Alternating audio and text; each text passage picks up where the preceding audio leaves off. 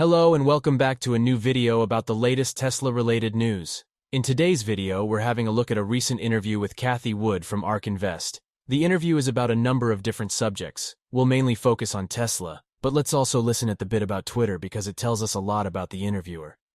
All right, well, welcome to San Francisco, Cathie. Thank you. I'm really happy to be here. Joining us from the East Coast. We're just going to jump right in.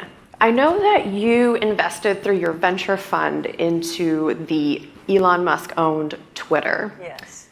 How do you think he's doing running the company so far? We're looking to buy more Twitter here. So you like how he's doing? We are so excited by what he's doing. Now, regardless of your political leanings, when someone like Tucker Carlson leaves or is fired from Fox and says, I'm putting the show on Twitter, which had just happened, something is changing in the media world. And I do believe Elon's push towards an everything app a la WeChat Pay, he did start in the payments industry. I think he's going to be successful. But there's been reports that revenue is down, I think as much as by like 40% in December. Of course, she would cherry-pick some data from the last quarter of 2022, as the advertisers' boycott on Twitter was in full swing after Elon took over and made some big changes right away. While we know from Elon Musk himself that currently Twitter is operating at break-even after introducing many new features and could turn profitable in a matter of months, it goes to show the interviewer loves to put anything Elon-related into a bad light. Of course, nothing new here, considering it's the mainstream media. Does that not concern you, or do you know something about the company that we don't? No, no, I don't. I promise I don't. Everybody thinks I talk to Elon every day. I don't. He'll often, bless one of my tweets, but we really don't talk. I think that the old model wasn't working. It was an unworkable model. And we had pulled away from it. They just weren't able to monetize. And I think he is going to be able to monetize. Sure, there was a shock value of Elon Musk and, his unceremonious, firing of people. But they are turning cash flow positive. I think their advertising is now picking up again. So from a new base, but they've fired 80% of the people. And you know what? I'm a big user of Twitter. It has not skipped a beat. Well, except for the service being down here and there, but okay. Okay, so your theory is that it's going to get worse before it gets better, and it's going to get better. Literally, at no point did Cathie said it's going to get worse before it's going to get better. This is putting words into someone's mouth in broad daylight. Absolutely disgusting. Oh, I think it will get better. Okay. You're also an investor in Elon through Tesla, longtime Tesla investor. Yes. Does it bother you that he's spending so much time on Twitter, on top of all his other non-Tesla jobs that he already has? Where do I even start? The perception of people that any of his companies will not perform because he's spending too much time on Twitter is just ridiculous, and such an overused argument by now. All his companies are running full speed ahead, especially Tesla. I think he surrounded himself by brilliant people at Tesla and at SpaceX and his other companies. I think he's our Renaissance man. He is the inventor of our age. And he's got an enormous capacity to take on new projects. I do think Tesla, the most important project, and we think it's the most impactful AI project out there at Tesla, the autonomous project. I don't know if you, many of you probably do have Teslas. Many people in the investment community clearly don't because they don't understand what this last software upgrade did for full self-driving. I mean, I think they're almost there.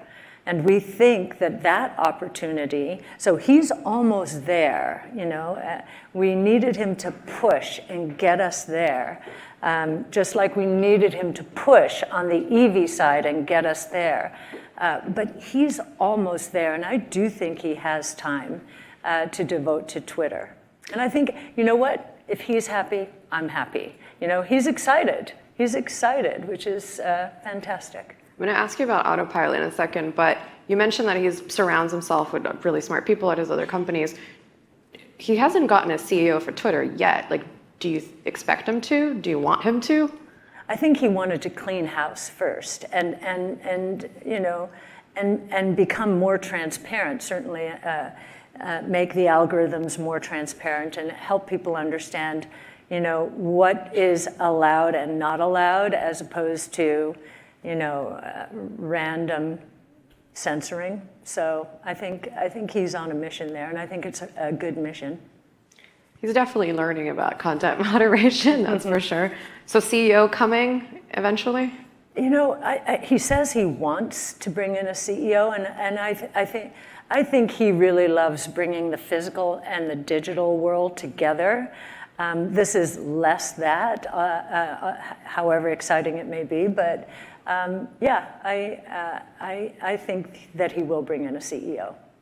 So back to autopilot. So I know the TSA regulators are investigating autopilot. Possibility could be even taking it off the road, doing a recall. As an investor, does that concern you? I mean, autopilot is basically the Tesla promise. It's the magic. It's the vision. How monumentally bad would that be? Are you concerned?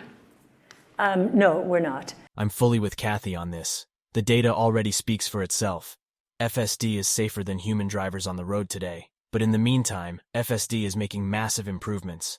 People still underestimate the power of AI, but it's only a matter of time. In the meantime, before Wall Street realizes what is happening, I'll gladly keep on adding into my Tesla position. So first, I want to give all credit to our analysts, Tasha Keeney, Sam Corris, and Daniel McGuire, who just joined us. And they have put together our new Tesla model, I mean the updated Tesla model, which has gotten some publicity. The target price for 2027 now is $2,400, and we're at $170. And most of that, a good part of that, is autopilot.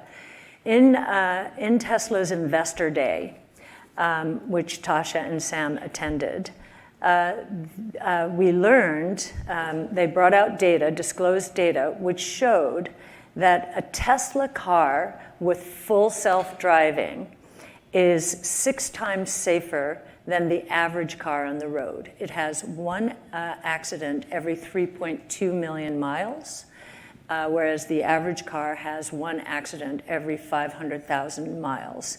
If you were to compare the new Tesla FSD with those the ones that didn't have that or don't have that capability, it's 6 times safer than the average car, 5 times safer than the old Tesla cars. Now, if there's one thing the National Highway and Safety Transportation Association, NHTSA, needs to pay attention to, it is fatalities. We've had decades of fatalities in autos coming down since the safety driving measures, safety belts and so forth, started upon the scene in the 70s. It went down practically, I'm not sure where the peak was, but it was at least double where it is now. It dropped to 35,000 around the time we started ARC, or to 30,000, and now it's back to 45,000. That is just in the last 8 years. Why is it? It's because of texting and cell phones and so forth. That is their mission. They need to make the roads safer. And one thing I know, every time they examine a fatality, why don't they examine all the other fatalities out there on the road? The ones that kill 45,000 people a year. You only hear about Teslas. It's kind of crazy. But anyway, when they examine those fatalities, odds, well, most of the time, the majority of the time, they conclude that it is the driver's fault. There's so much monitoring, so many sensors within the car. And they come up with yet another metric that says, you know what? Tesla cars are safer than most cars out there. But people have gotten into crashes while on autopilot because they're doing other things. She literally says is herself, because they are doing other things. Tesla made it very clear before, and while you are using FSD that you need to be hands-on and pay attention to the road, to intervene if needed. It is called FSD beta for a reason. If you've used autopilot, you know you have to be paying attention. You have to, and they tell you you have to. It is this last upgrade. I'm glad they beep at you and just make you put your hands on the wheel and keep focused. This last upgrade is pretty astonishing, though. Fair enough. All right. Still a big Tesla believer. Still a Tesla believer. Imagine having the opportunity to interview Cathie Wood to basically echo all the latest mainstream media headlines and not have any valuable questions. With a price target over $2,000 in 2027, which would be about a 12x from now, I think it's pretty obvious she is a Tesla believer. Anyway, that's all for this video. I would really appreciate it if you could leave a like if it was of any value to you at all. And if you're interested in future videos, make sure to subscribe. Have a great day.